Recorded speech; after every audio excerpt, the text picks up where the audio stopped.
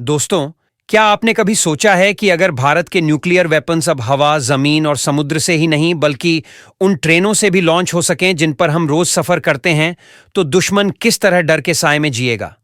सुनने में अनबिलीवेबल लगता है, लेकिन भारत ने ऐसा कर दिखाया है। पहली बार rail launch nuclear capable Agni Prime missile का सफल परीक्षण हुआ है। और इसके मायने इतने बड़े हैं कि चीन और पाकिस्तान दोनों के स्ट्रेटेजिक कैलकुलेशंस हिल चुके हैं। ये मिसाइल टेस्ट सिर्फ एक टेक्नोलॉजी अचीवमेंट नहीं है, बल्कि यह मैसेज है कि भारत की सेकंड स्ट्राइक कैपेबिलिटी अब पहले से कई गुना ज्यादा मजबूत हो चुकी है। यानी अगर दुश्मन गलती से भी पहले न्यूक्लियर स्ट्राइक करने की सोचता है, तो उसे पता है कि भारत के पास अश्योर्ड रिटेलिएशन है, और वो रिटेलिएशन ऐसा होगा जिसे रोक पाना इम्पॉसिबल है। रेल लॉन्च सिस्टम को इतना खतरनाक क्यों माना जाता है? इसकी वजह है मोबिलिटी और डिस्गाइज। भारत का रेल नेटवर्क दुनिया का चौथा सबसे बड़ा नेटवर्क है।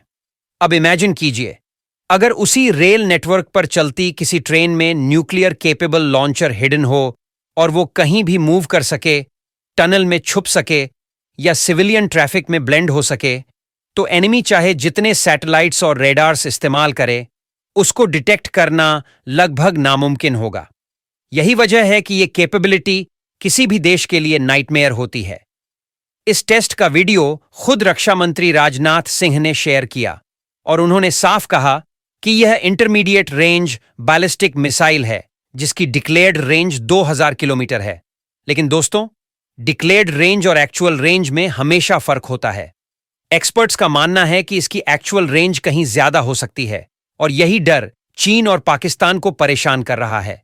सबसे पहले बात पाकिस्तान की। पाकिस्तान प्रैक्टिकली पूरा का पूरा इस मिसाइल के रेंज में आता है। राजस्थान, पंजाब या यूपी जैसे स्टेट्स से अगर रेल लॉन्चर डिप्लॉय किया जाता है, तो पाकिस्तान का कोई भी शहर इस मिसाइल से बच नहीं सकता। पाकिस्तान हमेशा से अपनी फर्स्ट यूज न्यूक्लियर पॉलिसी पर चलता आया है, लेकिन अब उसकी ये स्ट्रैटेजी पूरी तरह फेल हो जाएगी, क्योंकि rail launch system nuclear Arsenal को इतना मोबाइल और हिडन बना देता है कि एनिमी फर्स्ट स्ट्राइक करके भी इंडिया के वेपन्स को डिस्ट्रॉय नहीं कर पाएगा। अब चीन की बात करें। नॉर्थ ईस्ट इंडिया में रेल नेटवर्क तेजी से एक्सपैंड हो रहा है। असम और अरुणाचल जैसे रीजन्स से अगर रेंज कैलकुलेट करें तो बेजिंग और शंघाई दोनों इसके दायरे में आते हैं। डिक्लेयर्ड 2000 किलोमीटर रेंज से ही बेजिंग की दूरी कवर हो जाती है, और अगर एक्चुअल रेंज ज्यादा हुई तो प्रैक्टिकली पूरा चाइना इसके रेडर पर आ जाएगा। इसका मतलब है कि चाइना अब सिर्फ इंडियन साइलोस, सबमरीन्स और एयर बेसिस को मॉनिटर करके सिक्योर नहीं रह सकता। उसे हर मूविंग ट्रेन भी शक की नजर से देखनी पड़ेगी, और यही है इस कैपेबिलिटी की असली ताकत। रेल बेस्ड सिस्टम का एक और बड़ा फायदा है ऑपरेशनल फ्लेक्सिबिलिटी और short reaction time. Truck based launchers भी मोबाइल होते हैं, लेकिन ट्रक्स की स्पीड और डिस्गाइज लिमिटेड होती है। सैटेलाइट्स उन्हें डिटेक्ट कर सकती हैं, लेकिन रेल लॉन्चर्स सिविलियन ट्रैफिक में पूरी तरह छुप जाते हैं। टनल में पार्किंग हो सकती है, कहीं भी मूव कर सकते हैं, और जरूरत पड़ने पर तुरंत फायर भी हो सकते हैं। इसका मतलब है कि अगर एनिमी सोच भी रहा है कि प्रीएम्प्टिव स्ट्राइक करे, तो उससे पहले ही इंडिया रिटेलिएशन कर देगा। हिस्ट्री देखें तो यूएसएसआर और बाद में रशिया, चाइना और नॉर्थ कोरिया के पास यह कैपेबिलिटी पहले से थी। अमेरिका ने भी 1980 के दशक में पीसकीपर रेल गैरिसन्स बनाए थे, लेकिन उन्हें कभी डिप्लॉय नहीं किया, और अब इंडिया इस सेलेक्ट क्लब में ऑफिशियली शामिल हो चुका है। चौथा ऐसा देश जिसके पास रेल लॉन्च न्यूक्लियर कैपेबिलिटी है। यह कैपेबिलिटी इंडिया की सर्वाइवेबिलिटी को कई गुना बढ़ाती है। फिक्स्ड साइलोज वल्नरेबल होते हैं क्योंकि फ्यूलिंग और प्रेपरेशन के वक्त सैटेलाइट्स उन्हें डिटेक्ट कर लेते हैं, लेकिन कैनिस्टराइज्ड रेल बेस्ड सिस्टम हमेशा रेडी टू लॉन्च मोड में रहता है। यही वजह है कि डीआरडीओ और स्ट्रेटेजिक फोर्सेस कमांड को इस टेस्ट के बाद इतनी बड़ी अचीवमेंट के लिए बधाई दी गई है।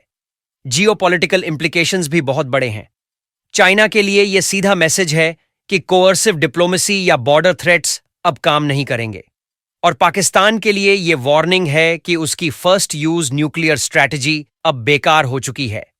अब उसके पास कोई ऑप्शन नहीं है, क्योंकि इंडिया के पास अश्योर्ड सेकंड स्ट्राइक है, और उसका मतलब है उसके पूरे देश का अंत। लेकिन दोस्तों, इसका मतलब सिर्फ डिटेरेंस ही नहीं है। Rail launch nuclear capability India को ग्लोबल स्टेज पर और स्ट्रांग बनाती है। न्यूक्लियर पावर सिर्फ वेपन्स की बात नहीं होती, यह डिप्लोमेसी और जियोपॉलिटिक्स का भी हिस्सा है।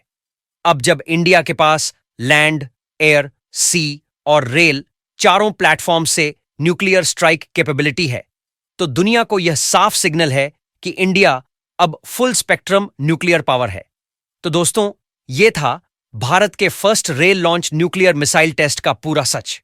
यह कैपेबिलिटी भारत की डिफेंस स्ट्रैटेजी को पूरी तरह बदल देती है। सवाल अब यह है, क्या आपको लगता है कि इस कैपेबिलिटी के बाद पाकिस्तान और चाइना की रणनीति हमेशा के लिए बदल जाएगी? अपनी राय कमेंट्स में जरूर लिखें।